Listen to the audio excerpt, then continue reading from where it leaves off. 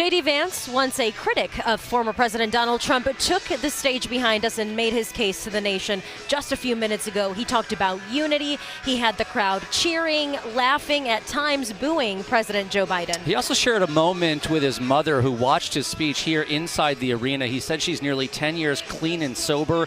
The crowd gave her a standing ovation and chanted JD's mom. He also thanked former President Donald Trump for picking him as his running mate. Mr. President, I will never take for granted the trust you have put in me. And what an honor it is to help achieve the extraordinary vision that you have for this country. Now, I pledge to every American, no matter your party, I will give you everything I have to serve you and to make this country a place where every dream you have for yourself, your family, and your country will be possible once again.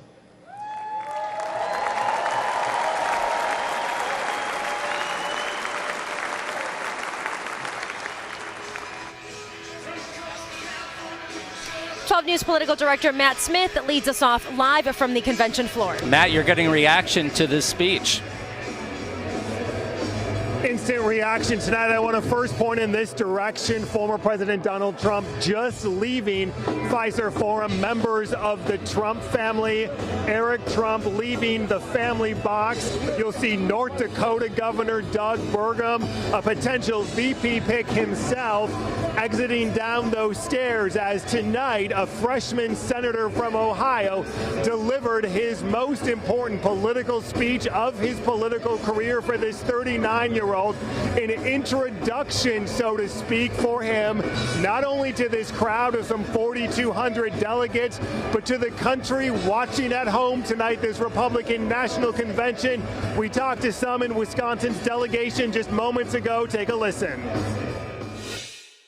Did he do what he needed to do tonight? He did do what he needed to do, and the reason for that is he gave this convention and Republicans a picture of who he is as a person, and I think that is very important. Number two, he showed he was in solid support of President Trump.